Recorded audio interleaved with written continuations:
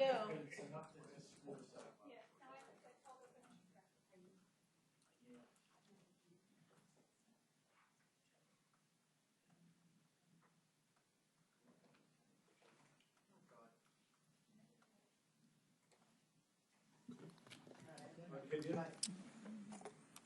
right, we're going to call the Economic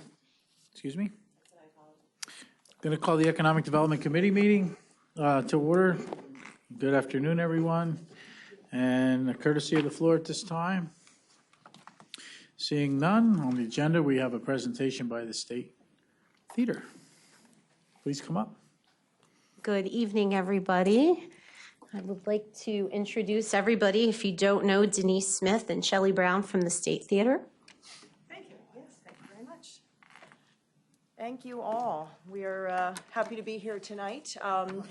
Yeah, sure. That would be terrific. Appreciate the opportunity to come out and give you a little bit of an update on what is happening at the State Theater. And we thought maybe a good way to do that, we'll do it in two parts. First of all, Shelley's handing out a presentation, and I have the rest of them. That's kind of the year in review. By month, we'll take you through just kind of quickly and give you some of the highlights of what happened at the theater in the last year. Thank you. There we go. Thank you. Wonderful. All right. Well, I think we're actually really happy to say that 2019 was a good year at the State Theater overall, in a lot of different ways in terms of our programming, our mission-based programming. It was a stable year overall. We did some neat things on the building. One of those projects, thanks to Northampton County, and we'll come back and touch on that.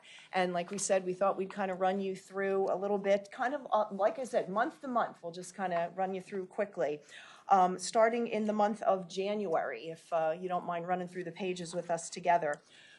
It was the beginning. We were in the middle of our show season, and what I'm really happy to kind of share about that, and we've talked to council about this a little bit in the past.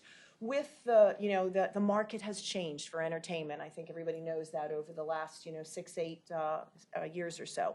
So we have been working to change with it in terms of our programming. What are we putting on our stage? How do we remain relevant, connect to our audiences, and also use the building in many different ways? So in addition to what you see on our show schedule, which by the way we brought some of those for you as well, we have been doing more and more rental events for weddings and corporate events and private events and community events. And last year we actually did 2 of them, starting right off the bat in January with a wedding. So we've been doing a couple a month all throughout the course of the year. And I'll actually come back to this because it does tie to the county grant. But we actually we doubled the number of visitors into the theater last year through these private events that happened throughout the course of the year, which is a really good thing because a lot of them reported never having been to the theater before. These are new visitors to the theater, to the county, and discovering us and the county. So that was an exciting thing to kind of have happen in last year. And I will take us to February. It was the beginning of a big year for Broadway. We are the best equipped facility in the entire region for Broadway shows, the Broadway touring companies. Obviously, it's a beautiful building. I wish that were the reason. The real reason is because we have an amazing steel grid 55 feet above our stage that holds all of the scenery and all the lines that Broadway productions need. We also have, thanks to renovations, we have a lot of space for equipment so they can load in the trucks, have everything inside instead of out in the weather. We have an elevator from the roof where the trucks can park and load in on an elevator. It has really helped us to be more efficient to get these big productions in the State Theater.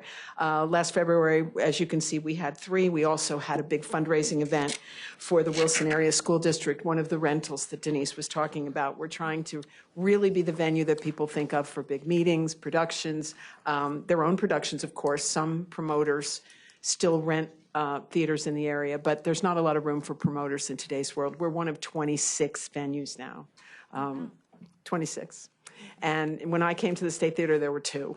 So it's a whole different world when it comes to, when I first started in theater, and I would try to talk an agent into letting us book an act. I would say Easton, Pennsylvania, and they would say, where's Easton, Pennsylvania?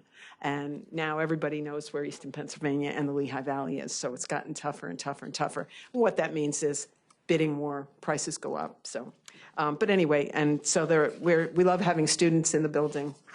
As you can see from March, we do a show every year called the Red Hot Chili Pipers from Scotland. They are rock and roll bagpipers. And when we first booked them, I thought, who's a good partner for that? And of course, I thought of the Liberty High School Grenadiers.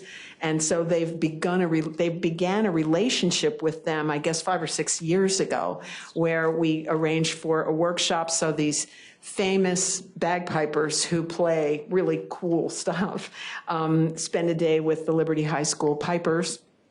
And then they've incorporated them actually into their show at night. This group that you see called Orbital that performed last year in front of the theater, that we booked them to perform in front of the theater, are actually kids from the Liberty Band that have now gone on to college, but formed this group with what they learned from playing with the Red Hot Chili Pipers. So it's just wonderful to see when students, and any young people, frankly, can experience professional talent. We had approximately 11,500 children under the age of 18 last year who participated in our educational programs.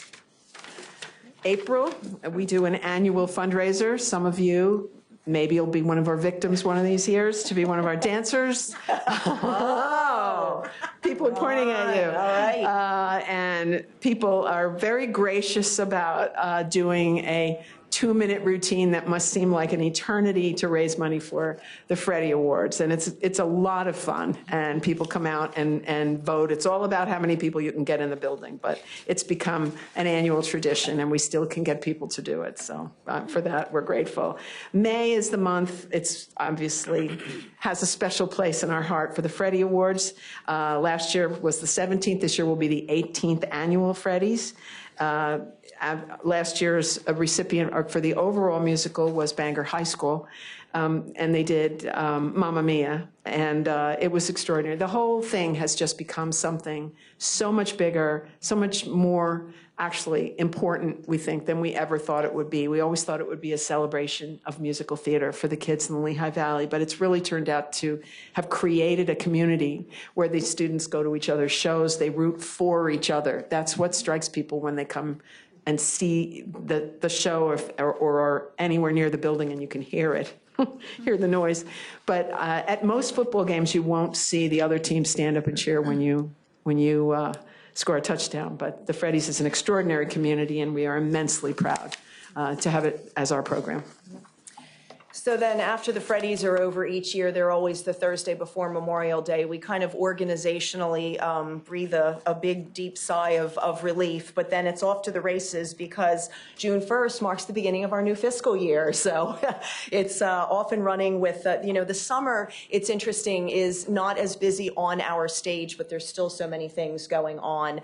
We actually announce our new season in the month of June, and we kind of prepare the marketing cycle, to begin.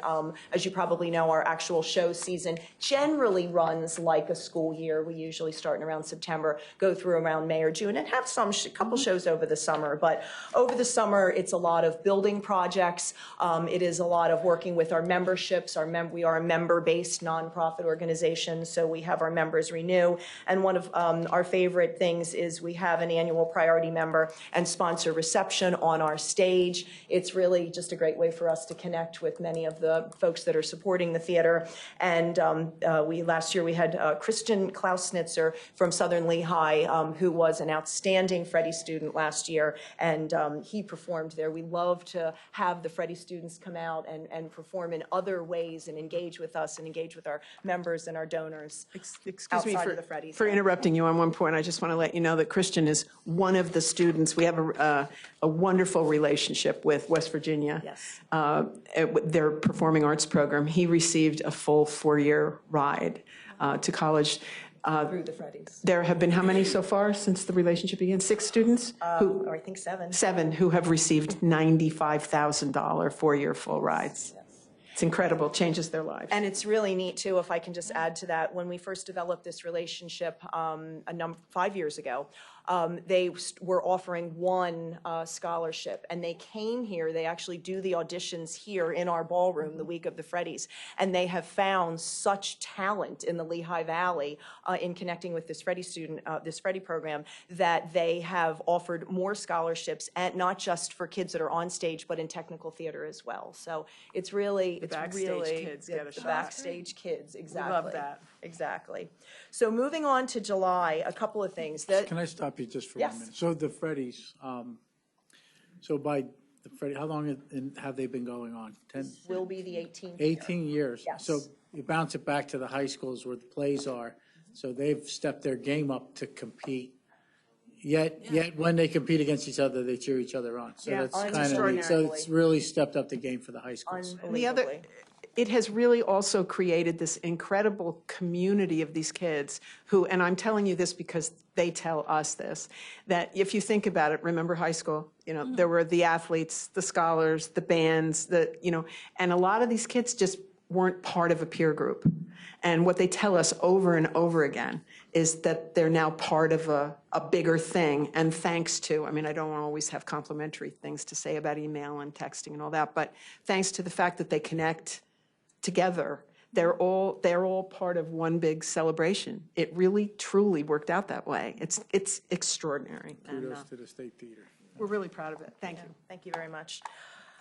So moving into July and kind of the summer months, as we say in here, we always have a summer project list.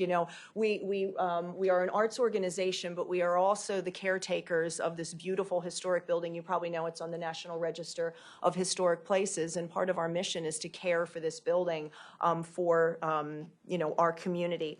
And I wanted to make sure that we pointed out that in 2019, the grant that we got from the Hotel Tax Grant Program was a building project, a little bit different than projects you've helped us out in the past with, but a really important one. Our kitchen, and there's a little picture of it there, is a finishing kitchen, and it is integral, critical to these events that I was talking about. These we've got our shows, and this kitchen's used on show nights as well. But when brides are coming in to look at a venue, they want to know that the food's going to be right, that the caterer, has the facility that they need to serve their guests, in the manner in which they want to be. So our kitchen was in pretty desperate need of some upgrades.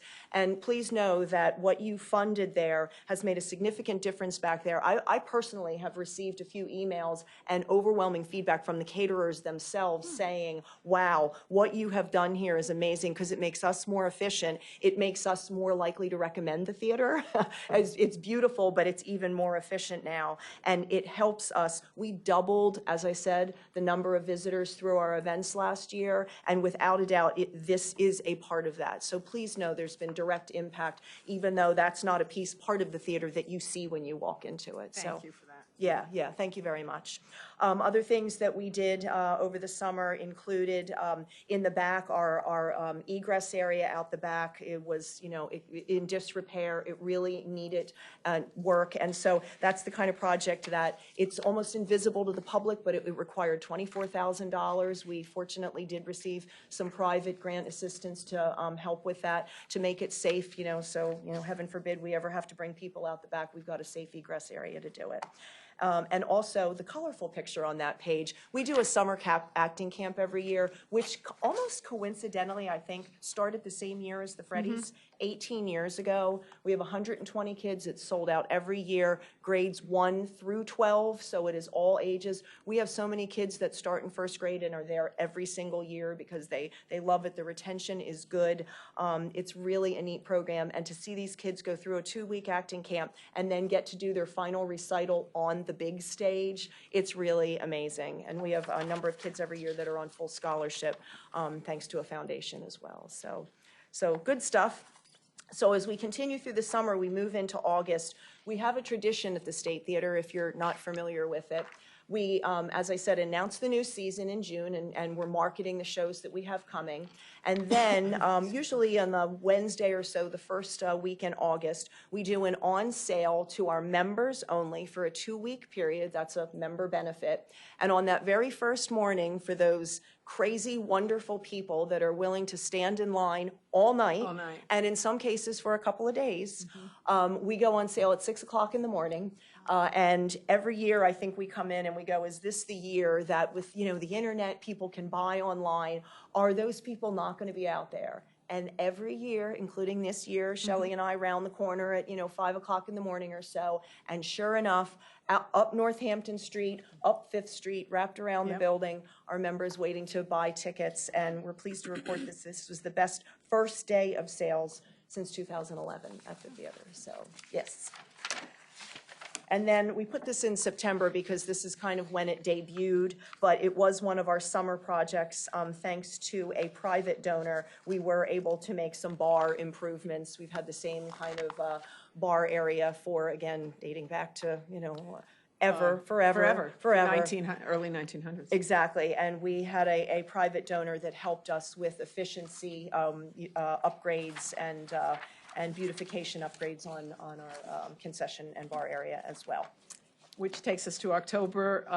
We occasionally do a new kind of show, since we have a 1,500-seat theater and a 200-seat ballroom. So there is entertainment that, isn't quite enough to generate 1,500 seats and too big for 200 seats. So we started a new kind of show where the show is on the stage and the audience is too. And it's called Stage on Stage. It lends itself very well to rock and roll, to acoustic, or to more intimate performances. People really enjoy it because they're on the stage with the artist and they're looking out at this beautiful theater. It's really unique and different. It's difficult for us because it's hard to turn a profit at all by the time you pay an artist and set it all up. But we're messing with it. We're trying to figure out the right formula, and we really like it, and it's very popular with the patrons. Also, we are doing more and more what we call teching of shows. The shows that go on to tour nationally. We buy them, but they have to get started somewhere. They have to have technical rehearsals and setups. They have to rehearse not only the shows, they have to rehearse bringing sceneries into buildings, taking it apart. They do what's called teching, and they go somewhere to do that. And we are getting more and more business as a great location to do that. Think about our location relative to New York and Philadelphia, and we're in this great corridor. We all know that right now, and so we're beautifully located for companies to come and maybe we had one spend 16 days this year teching a Broadway show, and we've done it for years, but not in as big a way. And now we're really trying to concentrate on getting more of that business because it's great revenue for the theater. This was the Family Feud stage show tech that we did, and then it went on the road. In November, we did Elf on the Shelf. That was the 16-day tech rehearsal that culminated with a performance of Elf on the Shelf. And then we also had a fundraiser that happens every year, which is the folks at Cat Country put it on. It's wonderful of them, very generous, very popular, and they do that for us. And as far as Elf on the Shelf, I did want to point out some of those. When you think of something like that happening in the theater, we don't advertise it. People don't know what's going on. But there were 57 members of the touring crew, the cast, the creative members. They're all here. They're eating, they're going out to lunch. They're going out to dinner. They're spending time in Easton. They're staying at the local hotels, shopping in the stores. They're putting money into the local economy.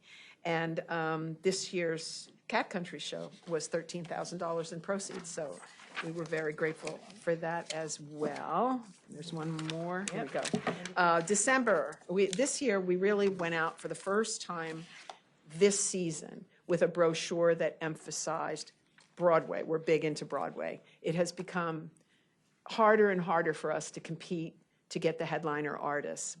Our programming was exclusively headliner artists for years, decades.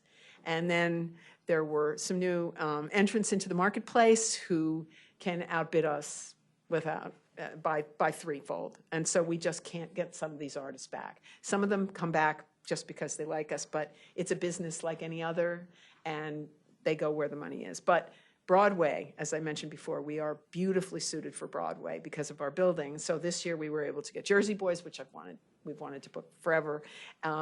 And we had 7 Broadway shows, but Jersey Boys and Beautiful both sold out really in essence to our members. There weren't even any tickets left after the member sales. St. Luke's Cancer Survivors Day was a special St. Luke's. They rented the theater, and there was a special show for cancer survivors and their guests. That's the 2nd year. The Cornerstone Church Christmas show, their Christmas service. They've been doing that, and an Easter service for several years now. The Christmas service this year had snow, so I think that's probably a first for a church service. So there were over 100 performances and events in 2019, enjoyed by over 85,000 patrons and guests, and $10 million, we estimate, impact to the local economy. So every year it's a wild ride. We never know. We are impacted tremendously by winter. Keep your fingers crossed that this winter stays as mild as it's been, because when it snows, it screws everything up beyond belief. But other than that, we have our heads up. We were programming into 2021. I even have a couple of things in the calendar for 2022. So, do you have any questions? We'd be happy to. Yes. Yeah, thank you for coming. I think you do a great job Thank you with for the having us. Freddies, and I'm glad to see our money's being put to good use. Question that I had is one of the things that is growing at the youth level, and particularly at the high school level, are these dance teams. I guess my question is, has that been something you've looked into, maybe hosting an event like that? Because I know we send, they have like travel that they do, and thoughts on that? Is that Well- something you could look into? Well, I'll give you the truth.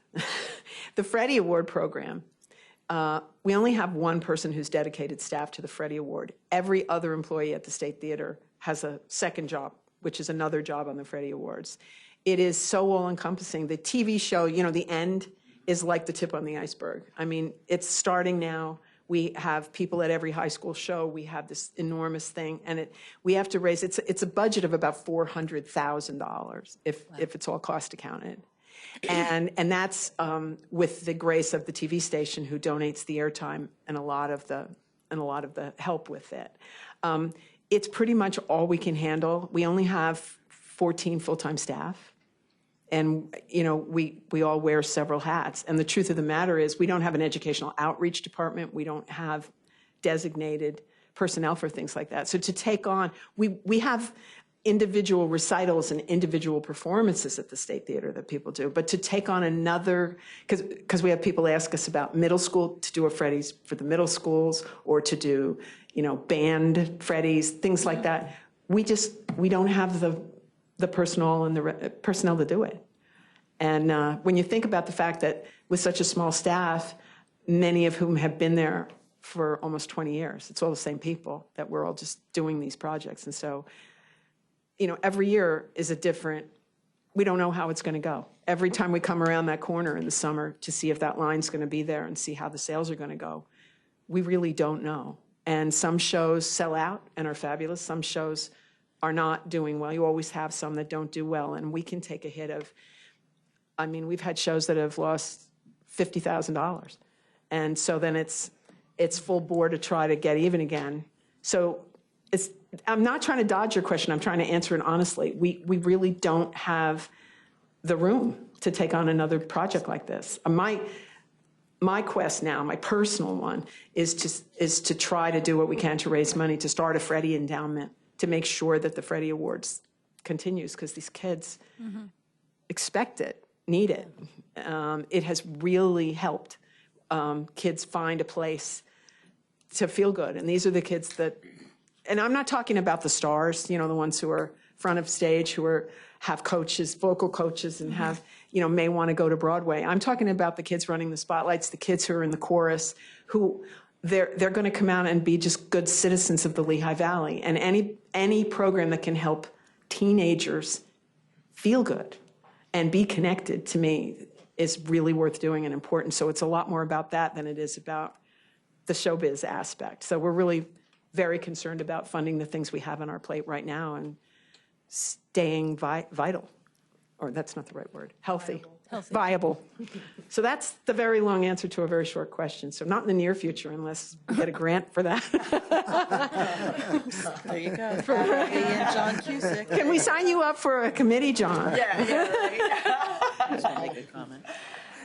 Any other questions? I No? just have a comment. I just wanted to say thank you for all you do. My kid's a graduate of your camp.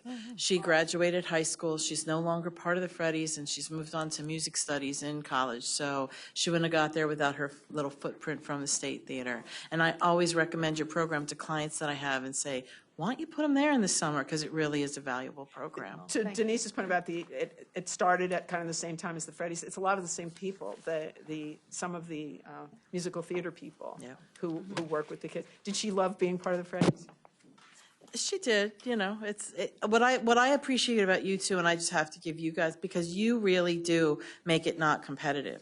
I can't say that about the high schools. Oh, well. There's a lot of drama behind the drama, but you have always made it a thing where people celebrate each other, and that's to be Thank commended. you. The hardest part in the beginning of talking people into doing it, where people would say, well, it's competitive, sports is so competitive, theater's not competitive. Theater's incredibly competitive. Beyond, Incredibly, beyond, beyond. Just auditions and things alone. But we try that. Lot of tears. Thank you for seeing that. We Lot of try tears. very hard. We never even say the winner. We always say the Freddie goes to. We don't allow that word.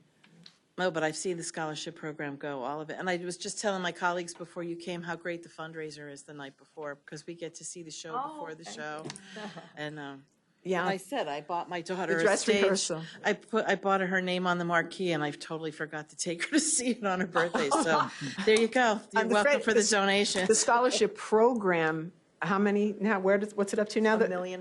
$1.5 million have passed through the theater to the kids, which is great, but we don't get to keep any of that. But No, it's it's changed excellent. it's changed kids' lives, so thank you Nice, for yeah. that. One more question, Mr. Heckman. Yeah, I just had a question. Hi, Shelley. You're volunteering for Dancing with the Stars? No,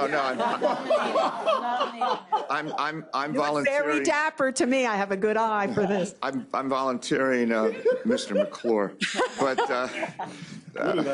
or Mr. Myers. But anyway, the thing is, he's a legend in Easton. But the thing is, no, I've been asked this by some folks. They come up to me and ask. I don't know the answer, and maybe there isn't an answer. They say, well, I think you've done a few, but it's such a beautiful theater, and all of us that have been there, obviously, it is what it is. That you don't do more films, let's say classic films or something like that, like 19th Street or whatever. And I thought, well, it's probably logistics. It's probably a lot of things. Can you? The old equipment, we still have the projection booth Yeah. and a couple of the old platters, which is, you can't do that anymore. I mean, we can show a film that's basically a DVD on a screen, Okay. which we would rent. But the equipment just to show that once, if it needs to look good, is over $5,000 just to show it once. To equip us, because we've had people talk to us about becoming a movie theater, because there's no movie theater, and it would cost about $300,000. Okay. Again, that's on that's right after the dance team. Well, maybe we'll find an anonymous benefactor out in the community. Who knows, right?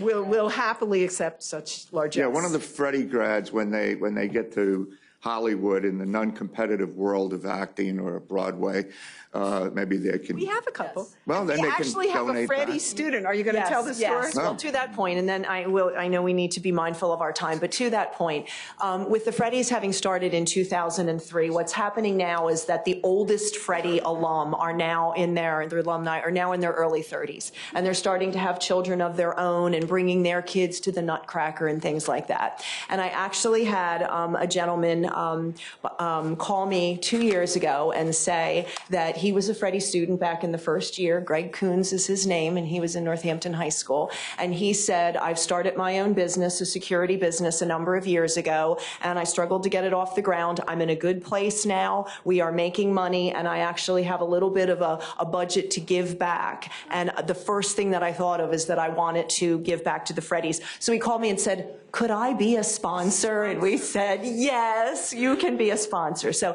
it's neat that these students, this is someone that was literally in the program 18 years ago, but never lost his connection, how it made him feel, what his experience was. And he was actually an athlete and did theater more kind of on the side. And yet it was the first thing that he wanted to give back to was the Freddie program. And that feels good. It speaks volumes about the connection that these students have to it and what they took away from it. Thank you. And if I may, just to finish up really quickly, so you know we put this in front of you, we wanted to say thank you also for the 2020 hotel tax grant and our wheels are turning on that, and some of you may have seen this or possibly reviewed it. But what we are going to do, we really appreciate you have helped us through the hotel tax program with a combination over the years of building projects, things to help us improve the building so that we can attract visitors, and also marketing related projects. This particular one, what we are really working to do, and Easton absolutely is becoming more known as the place to come for dinner and a show, and we want to solidify that even more. So we have put together a program, your destination for dinner and a show, brought to you in part by Northampton County. And so I won't go through all the details, but the second page actually spells out how we're going to do a program in March and April for our spring season, and then back in the September to November timeframe on social media, on electronic billboards, so watch for those, and some other digital advertising where we are promoting come to Easton and actually do a contest. We are getting gift cards from some of our local restaurants and 2 theater tickets, and we'll be doing a consistent promotion on that. Again, with the name Keeping in Spirit with the hotel tax program, we're looking to bring people to Northampton County and have them discover not only our theater, but just how beautiful it is overall, the shops and everything else that it has to offer. So thank you very much. We really appreciate the support. Thank you. And the opportunity to come and give you an update. Thank you. Have a nice evening. And if you change your mind, just. Yeah, right, we're here. You can reach us. I'll see you. Thank you. How are you? Good to see you. See you tomorrow. Okay. Thank you, guys. Okay, kind of going in with our entertainment theme, if you will. We have 2 representatives, Greg and Seamus, I'd like to bring up from our local public radio station, WDIY.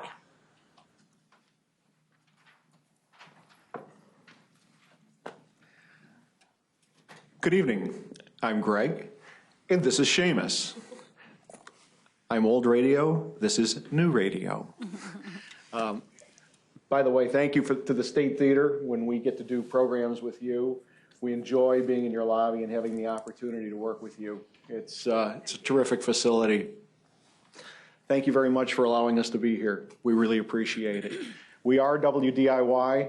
We've been NPR, your NPR affiliate, and diverse music radio station for 25 years now. We are celebrating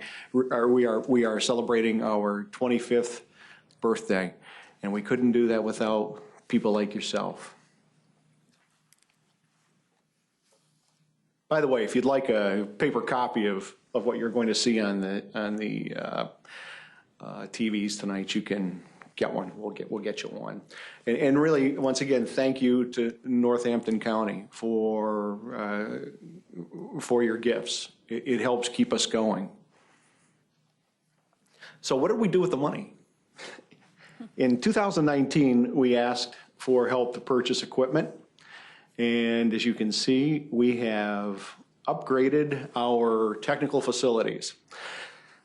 There are 8 Dell boxes there full of computers because as we move into the digital age, we need to become more digital in our studios. And there's a server there, and as you can see, there's a news station, and you've helped us become better at delivering our product with the money that you've so generously given to us. In 2020, we asked for a grant to help talk to more people, and really it has to do more with tourism. The grant that you gave us helps us broadcast information about events, like events that happen at the State Theater. We're using multiple platforms on audio. Not only are we a radio station, now we're really, as long as you have a brand, you can be just about anything. You can be audio, video, text. we have endless possibilities because we have this 25-year-old brand. You can hear us on WDIY.org. You can go to NPR.org and we'll pop up, or you can get our WDIY app. Go on, young radio. I'm trying to run the PowerPoint as well as Greg is talking there. So what this means is we're going to be able to better talk to people, not just in Northampton County, but outside of Northampton County. So when Northampton County speaks on WDIY, really the world is listening. And what you're seeing here is a slide of a picture that we have up in our conference room at the station. So every time we have a listener report that they're listening from a far-flung place, we stick a pin in the map, and it's just a fun little way for us to keep track of our reach and what we're doing. I might add that I sent some T-shirts today to Idaho. 6 T-shirts, somebody's listening, and this is one of the interesting things about what we do now. People listen to us from all over the world. That's right, and we have a couple more examples. Yep, so we have people listening all over the world. That's the reach of a radio station today. And one of the things we're going to talk about in just a minute is hoping to transition more from just a terrestrial broadcast station to more of a media company that interacts with people in Northampton County, right outside of Northampton County, across the country, and across the world too. I would add that our classical music programmers, we play classical music from 9 o'clock to 12 o'clock. People have told us from around the world that their knowledge of classical music is incredible, and we think it's a major market program. These folks are outstanding, so classical music from 9 a.m. to 12 noon. All right, so talking about tourism, these are the figures that Discover Lehigh Valley talked about recently in one of their presentations at the National Museum of Industrial History. They're doing a great effort to bring tourism to Northampton County. So this is the target that they were looking for. Household income, $75,000. People enrolled in college, so 18 to 24-year-olds, and then the college-educated adults, 24 plus.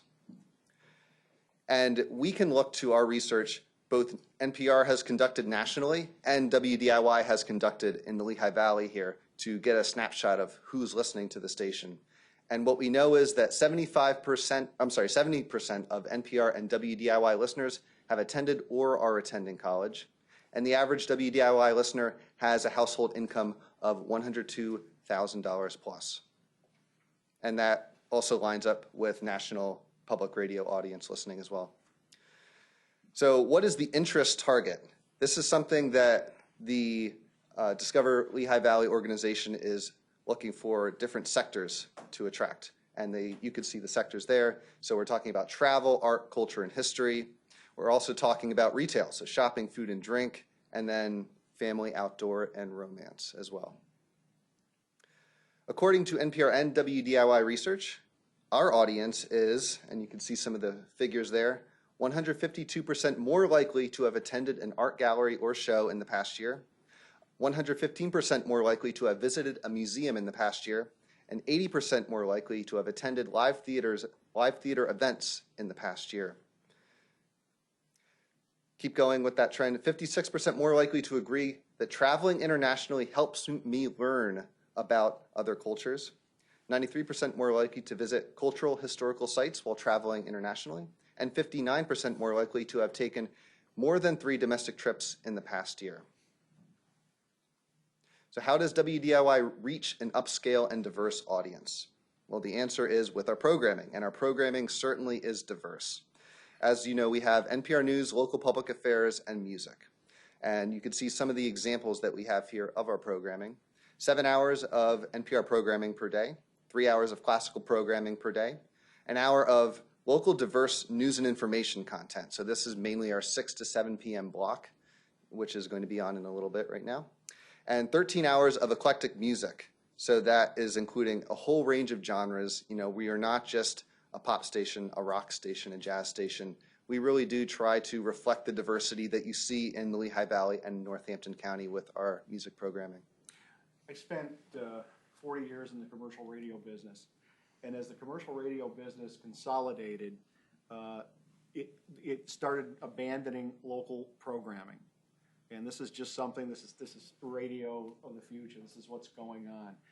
One of the reasons why I wanted to come back and work at a community radio station is because we have the opportunity to talk to the people who are the voices of the community. And this is truly a community radio station. Our goal is to serve you, our community, with the information that you have. Today, for example, I recorded a program with United Way about a reading program that they're doing. I wasn't aware that 80% of the money United Way is spending now locally is trying to get students to read at level by age 3. By third grade, excuse me, because if they don't, then they're more likely to take a different path. These are things that are really interesting, and it's fun to listen to the people in the community talk about what's going on. And we think we're one of the few radio stations in town that can, in the Lehigh Valley, that can actually give people information about this local community. We have people sitting behind microphones all the time. Except for the 7 hours when we're running NPR programming, we actually have live human beings behind microphones, and that just doesn't happen anymore. So if there's a derailment or something, or bad weather or something coming along, we can tell you as it happens. We've got computers, now thanks to you, where we can watch these maps and do all these cool things and tell people what's going on. Yeah, and I should mention, even when we're running the NPR programming, we still have local hosts, and we're reading weather updates, we're reading traffic updates, we're reading emergency alert system updates. So that's the value of having local programming and NPR that's at a local station. So how are we taking all of this diverse programming and benefiting Northampton County? Well, the primary way that we can do that is by promoting community events.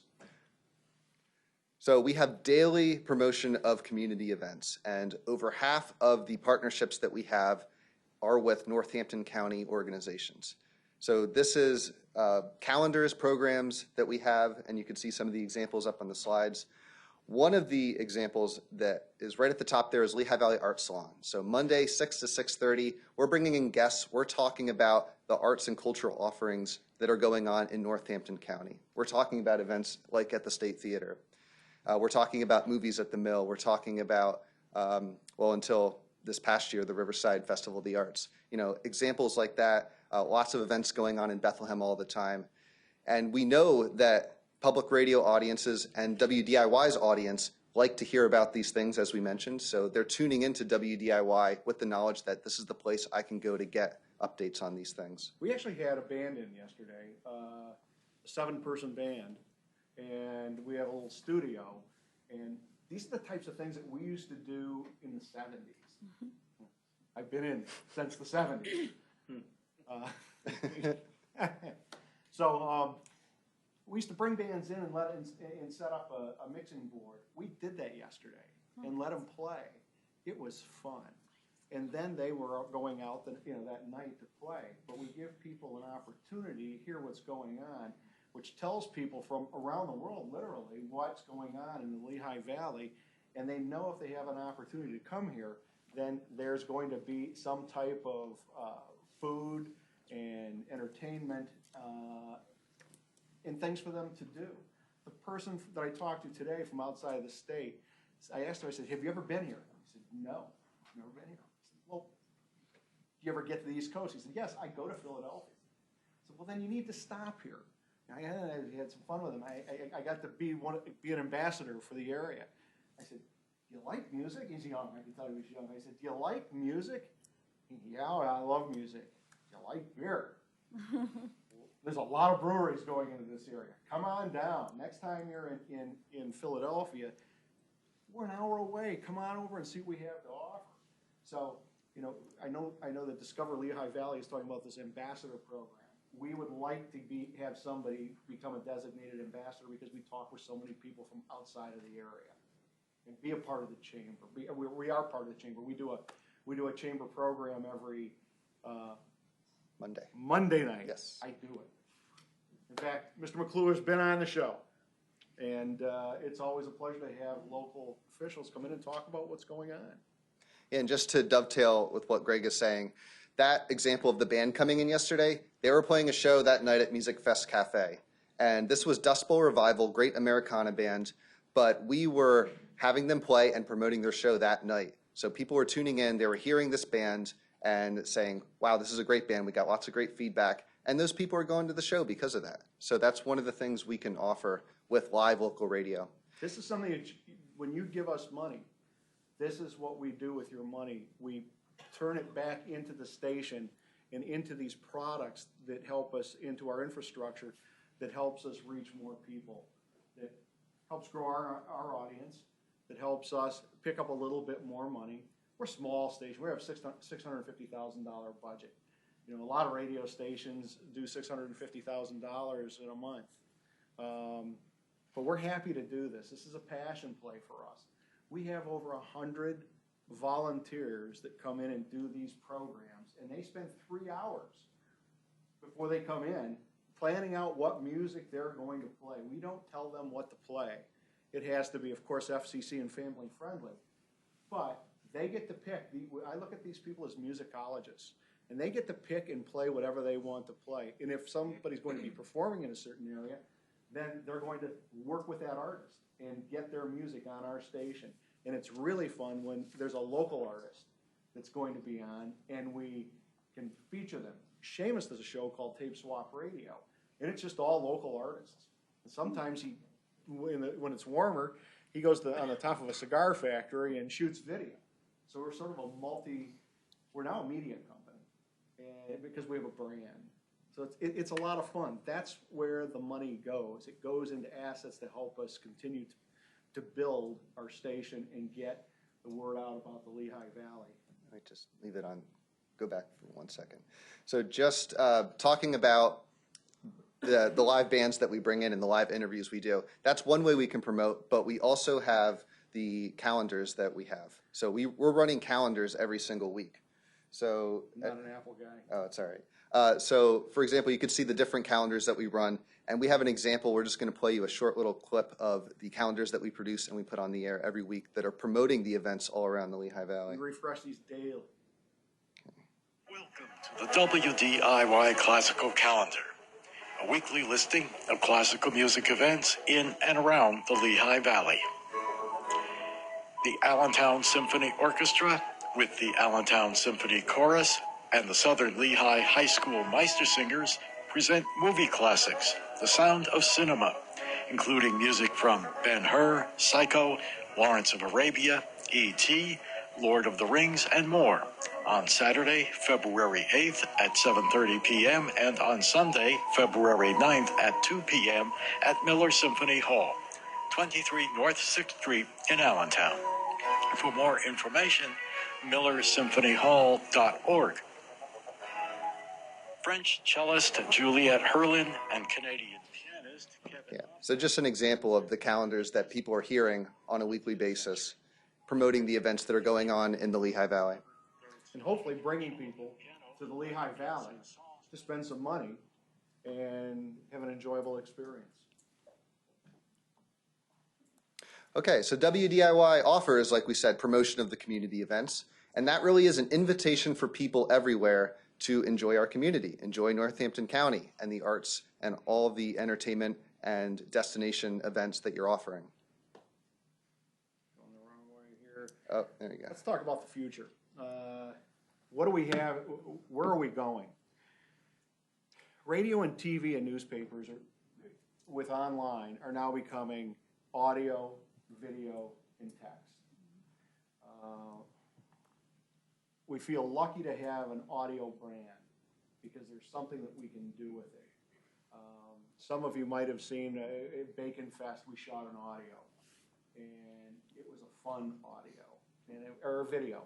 And it was, we went around and talked to people, dogs dressed like bacon.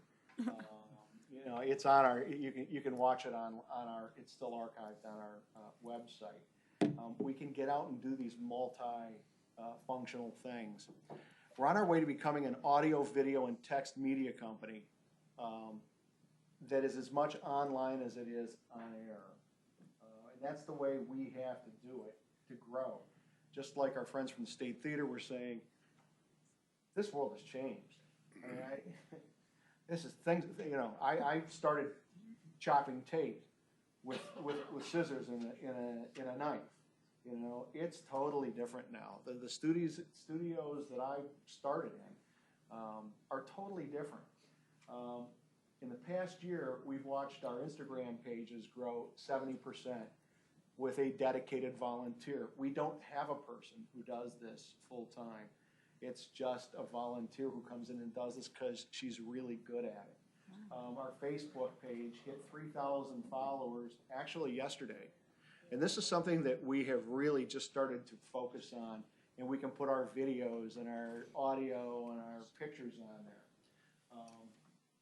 If you have a brand, it's just easier to become your own little media company. So we'd like you to think of us as your own little media company, because we are a community station that functions only as a nonprofit community station to serve you, our community, and your listeners. So your information, your news, your happenings, you know, when we're working with somebody like Jared Mast, this is important. These are things that people want to know about, and we're proud to bring this information to everybody. So we're turning, our future is going to be as being a media company. Make sure this is working right. So how do we do that? We want to build a larger audience using, and so what we need, you know, in the future, and what we're doing right now is as soon as we can, is building more audio and video assets.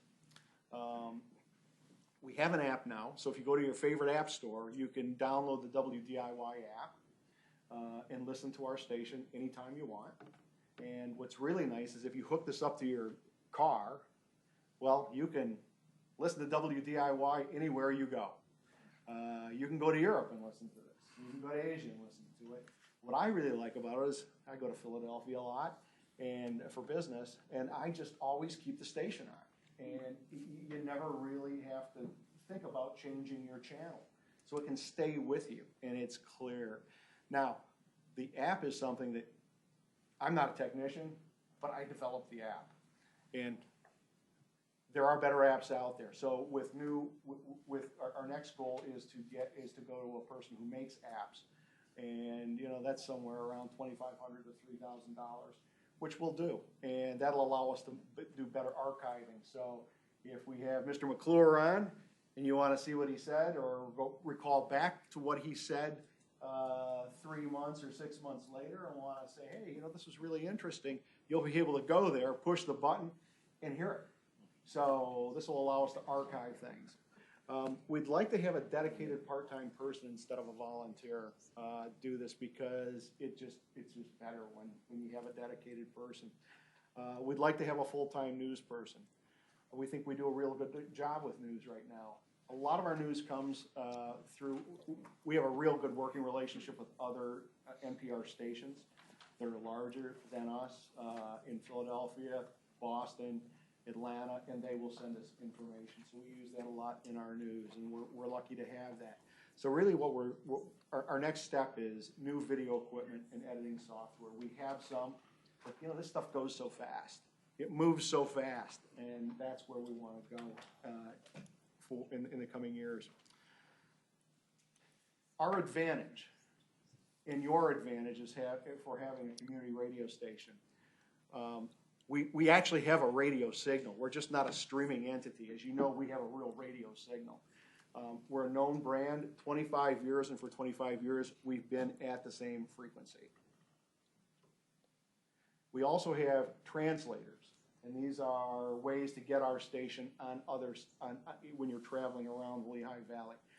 We have our main transmitter at 88.1, but you can also pick us up at 93.7 in Fogelsville and 93.9 right here. So if I was driving into Easton to this, and I had to switch over to 93.9 to hear our signal, but that's the advantage. FM radio's line of sight. The higher the tower, you shoot to the horizon. It's line of sight, and so there's a lot of hills between our transmitter and Easton, and so that's why we have this extra translator, so that you can go to 93.9, and it fills in the shadows so that you can hear it better. And it's not an uncommon thing in hilly areas.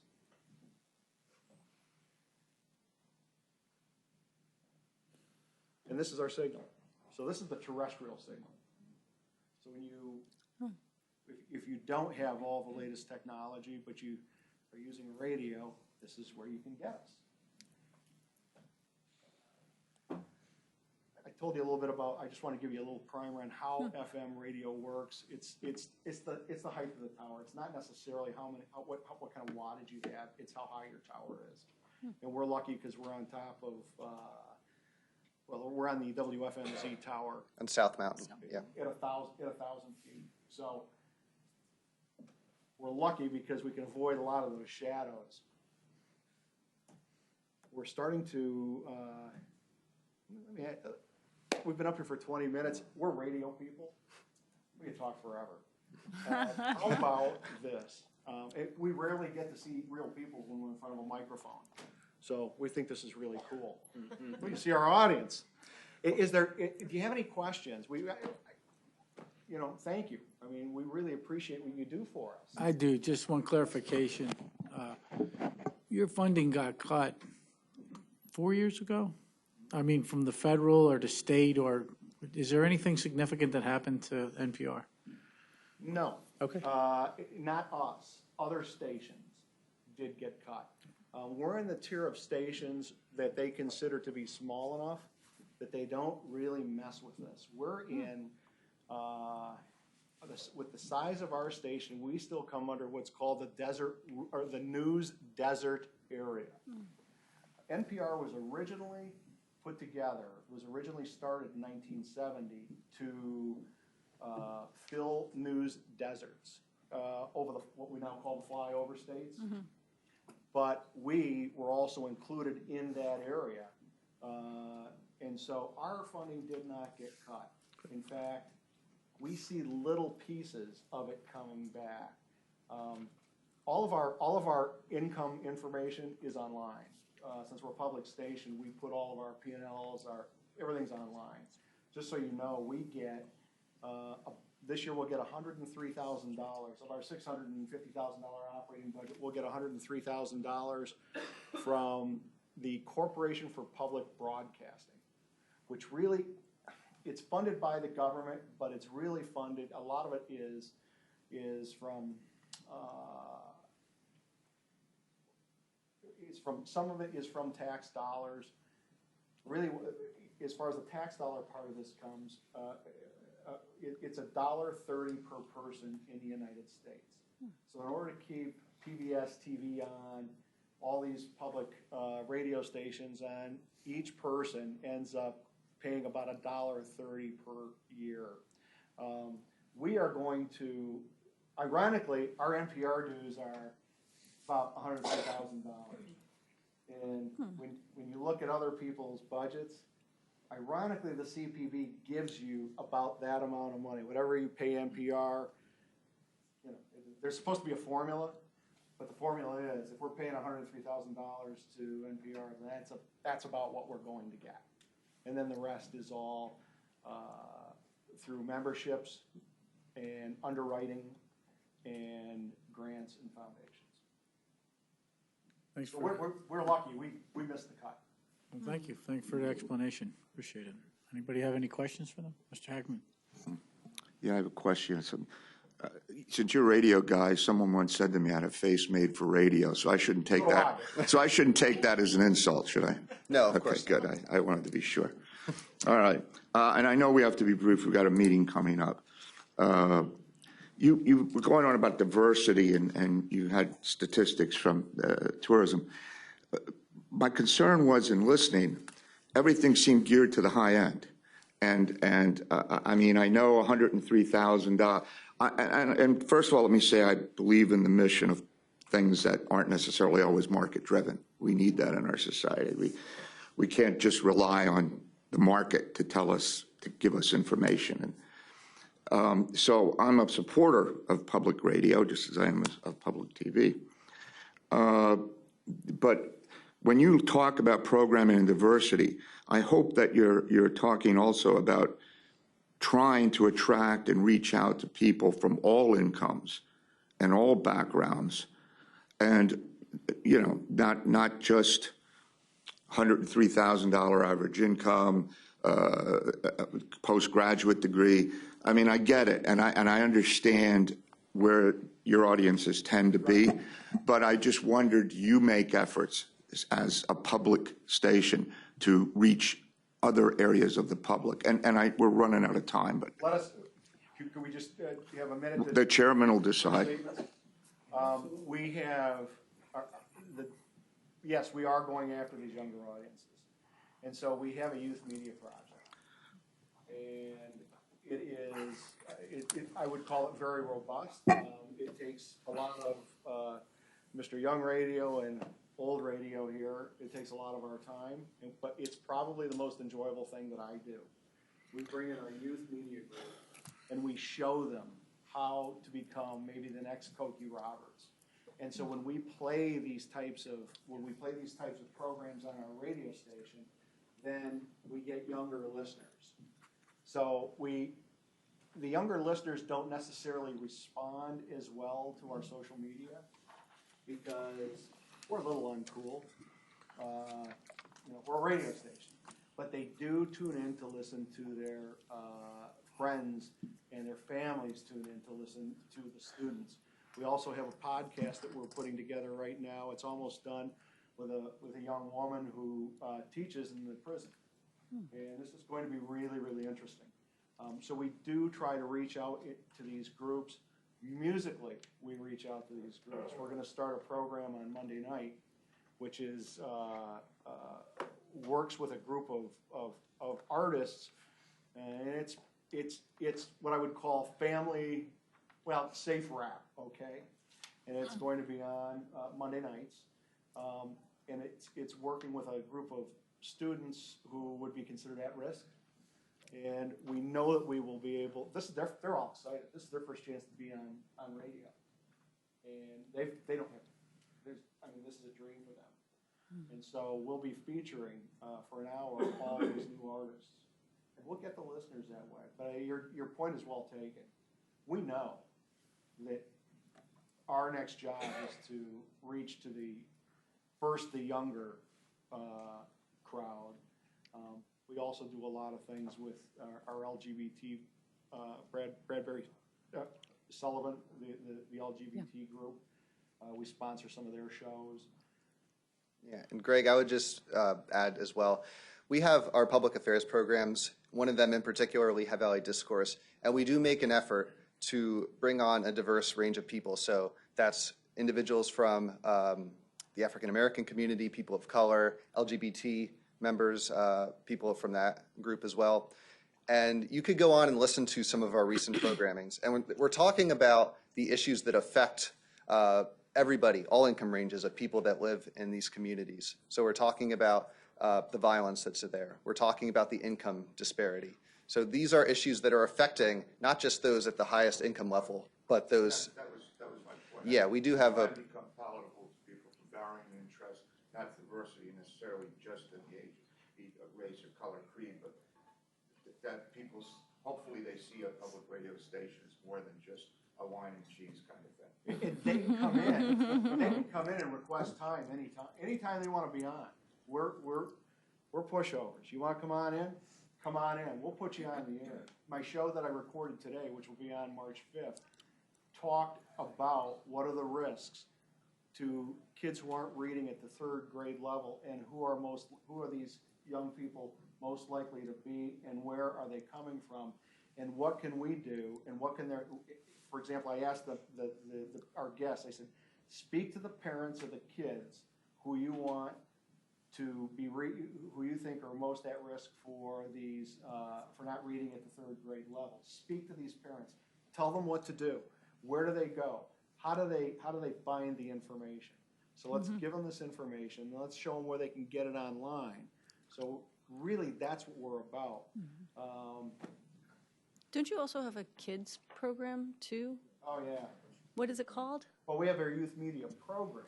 But there's one show in particular that you have for kids that, like they'll answer questions Oh, well, there's Ask Me Another, that features, it's a question and answer kind of program. But like trivia or something like Yeah, that. it's a trivia program. Oh, okay. Yeah, we do that. My son used to listen to that all the time. Right. Yeah. It's Because really. it's one of those stations you could put on the car, and you can be okay if your kids are like 4 or 5. You never have to 7. worry about what we're playing. Yeah. We are family friendly. We are getting close on time. Is there anybody else that has a question, or do you have contact information if anybody has any extra questions? Absolutely. Because we got to move along And we here. have WDIY.org. All of our stuff is on there. Great, great. All of our financial statements. Mr. Myers, question? Just one question. How are you reaching out to my community? We need to do better. How? With our board. First, it all starts with the board. I've been here a year and a half. And one of the things that I saw when I got to the board was that there were a lot of people who looked like me. And I put term limits on the board this year. And I can guarantee you that 51% of the people there like me. And there's probably 49% of the people who do not like me. And we are now interviewing new candidates for our board, and they would all be people who are members of a protected group from an employment standpoint. So yes. And I would say, I see it, I'm changing it. Okay. And it's changing now. My point being, this is February, it's Black History Month. Perfect time to want to tune into the black community. Thank you, and we are. Point well taken, thank you, sir. Thank you very much for all you do, WDIY. You do a great job. Thank you very much. We really appreciate your help. great, thank you. Thank you. Thanks. Next up, review of an EMS grant proposal. Mr. Chairman, just 2 excellent examples of what County Council does out in the community with State Theater and with WDIY. Just tremendous work there, and it demonstrates how many different ways we affect the community in a positive way. But you know, one of the ways we don't affect the community in a positive way, we don't help out EMS folks in Northampton County. And traditionally, and because it's not a core function of Northampton County, it's not the kind of thing that we thought about. And then they invited me to a meeting. And they didn't invite me to a meeting for any other reason than they wanted to draw attention to their plight, which is a statewide plight. Okay, the Commonwealth must solve this problem. Northampton County and its proposed $80,000 per year grant program can't solve even our EMS problems in our county, but we can help. And we have EJ Coleman. We're going to come up, EJ, for a minute here, and some of his fellow EMS folks who can answer any questions you might have about the problems they're having. They're having recruitment problems. No one wants to work in their profession.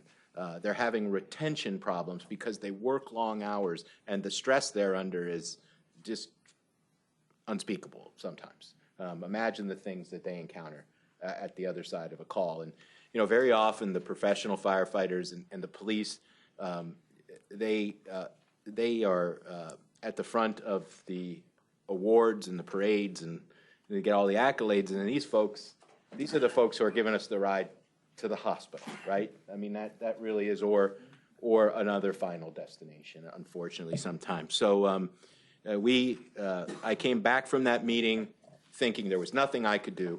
It's a state problem, but we have a proactive government. I know this county council likes to get involved and help where it can. So I tasked Director Smith, who I think will come up and outline the program. And these gentlemen will be here to answer any questions you might have about this, I think, vital first step for us to take in Northampton County.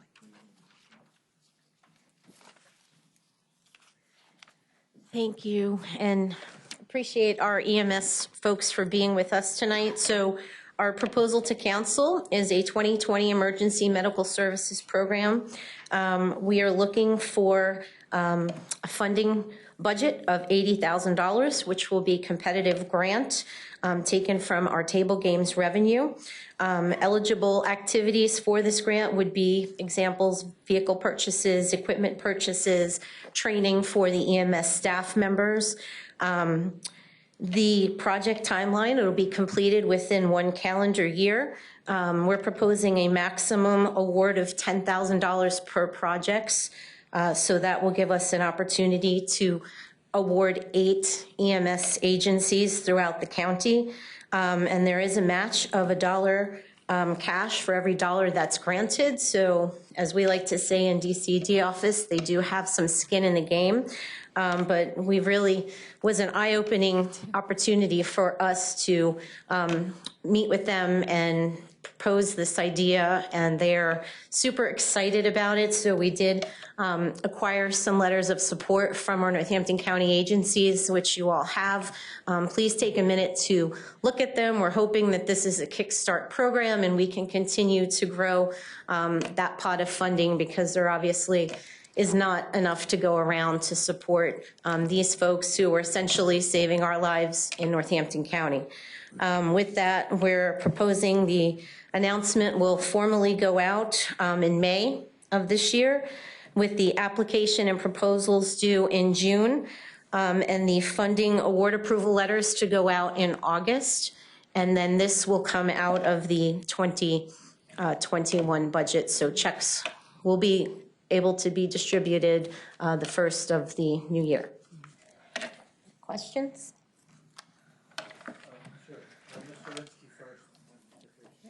So when I was at CCAP, the County Commissioners Association of Pennsylvania, there was a presentation given about some of the problems with EMS funding in terms of they're having to close or consolidate locations, and that creates a regional problem in trying to get to where you need to be. Like let's just say, I know Nancy Run, right? Let's say Nancy Run, someone near Nancy Run had a call, but Nancy Run was all the way out someplace else. They couldn't answer the call in their backyard because they're running a call for somewhere else that has that need. And you have to go with the first call that you get, right? Right. So the problems that you're having are the consolidations, the lack of funding, and also being able to get to where you need to be on time in your locality. So how is it that this one grant, I think this is a great idea, because I know that you need more funding. What is the plan to get additional funding, either out of municipalities or through another means? Because obviously, we need more EMS, we need first responders, and we need to keep these open. It's important. Can I give a couple minutes real quick just to get some context and what has been done on state and federal level? Yes. My name's Ryan Hoff. I've lived in Northampton County all my life. I've been in EMS for 24 years. To your point, during that 24 years, 19 ambulance companies have closed their doors in Northampton County. Okay, so that's a significant number in all of our backyards. That's not across the state. At that same point in time, within the last 3 years, the state of Pennsylvania has done an analysis on active providers. They thought we had 42,000 providers across the state. They've now dropped that number to 17,000. When you talk about what we've done, we've worked with the State Fire Commissioners Grant. They've increased EMS funding. The American Firefighters Grant through FEMA has earmarked projects for EMS, for equipment, stretchers, or ambulances, things that they have decided are a high priority. Where that subsidizes our capital expenses allows for us to reallocate that money back into recruitment and retention, going to the schools, the CITs, bringing them into the EMT program, creating a career path to become a paramedic, eventually ending up maybe in a hospital as a nurse. So it's just not one aspect here with the DCED or Mr. McClure presenting to, this branch, but it's also going to the state level and the federal level to act to enhance our overall program. If you guys are interested in looking at some of these sobering details across the Commonwealth, highly recommend reading the SR6 report. It's pretty sobering. So just going to your point, just a little context about where that is and some of the funding sources that are out there that we're working on now. Yeah, okay, great. Just a copy of the That's what I was report. going to ask. Absolutely. It's Yeah. linked on the CCAP website. Okay. Under resources and documents, I believe. That's where I saw it. Yeah, the supervisors, county commissioners, all of them got the same report that was handed out. Yeah, this is really important because we rely on you in our community to respond when we have needs. And the presentation that they gave, they talked about people in rural areas having real problems, having anybody get to their house in an expedited amount of time. So if you're having a heart attack or something like that, your chances of survival will go down because you can't get someone to your house on time and you might not be able to go yourself. So this is really an important service, and thank you so much for dedicating your lives and your time to this, and I hope that we can give you everything that we can. Yeah. Appreciate that. Mr. Kusa? Yeah, thank you for what you do. I know in Williams Township, we had our own volunteer ambulance that had to be merged with the city of Easton, so I'm very familiar with the situation. And this is a priority of the county commissioners. Money, of course, is an issue, but the other side of it is volunteers. We can write checks, but if there's nobody willing to do the work, that's where the issue has to be addressed. And I guess one of the concerns that we hear is we may be going to more and more paid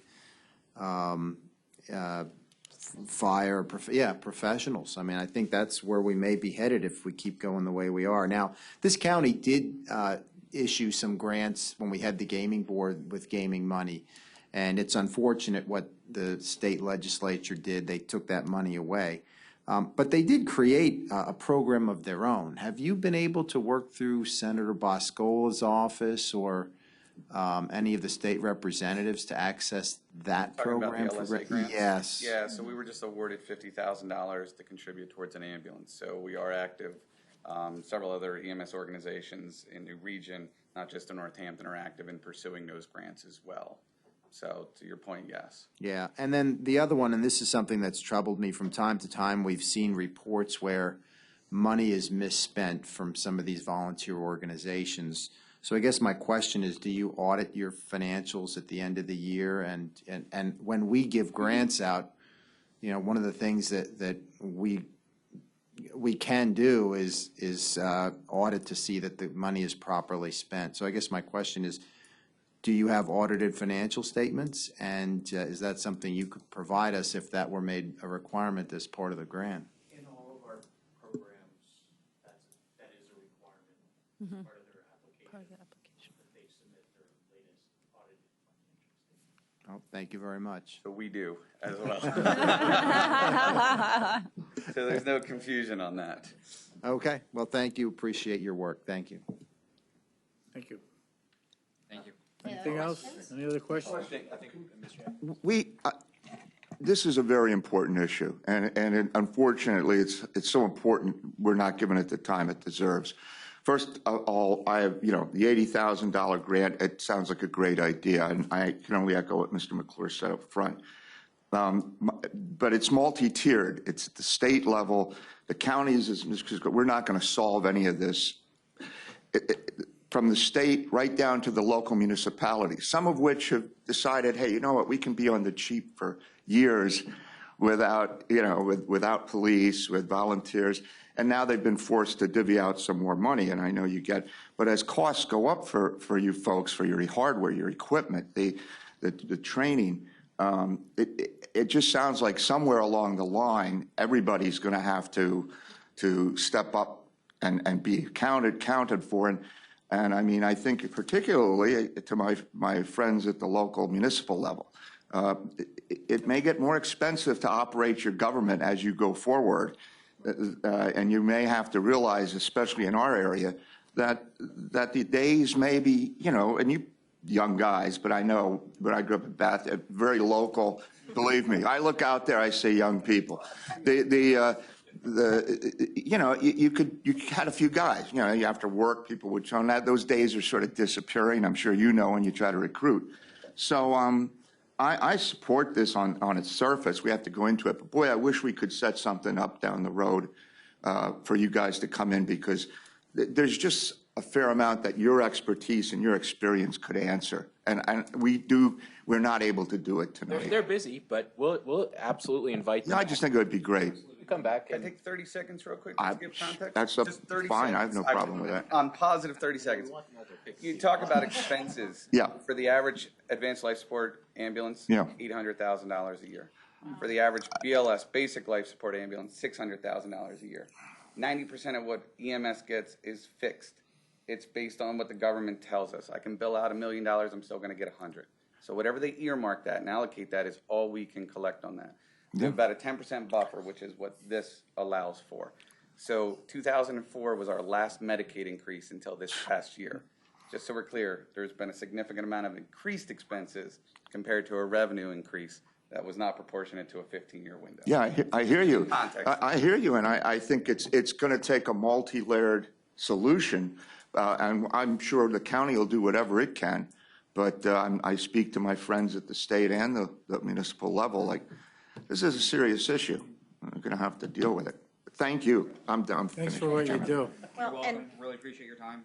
And just so that you know, I do think that Mr. Young from Suburban has been successful in getting, I think it was a $10,000 grant from the township, from Palmer Township. So hopefully that will set precedent for the rest of the municipalities. And additionally, we gave EJ a contact. The USDA has just come out with the new EMS grant. So we're going to have the USDA representative go and speak to their group, and hopefully they can actually obtain some federal funding as well. So, Sounds good. any other questions? Thank you. Okay, thank you. Okay. Anything else for the good of economic and development? Motion to adjourn. See you in 10 minutes. See you in 10 minutes.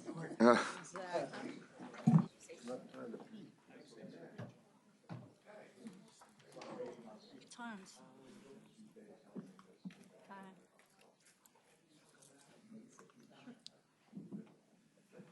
Oh, so you're coming over to talk to me?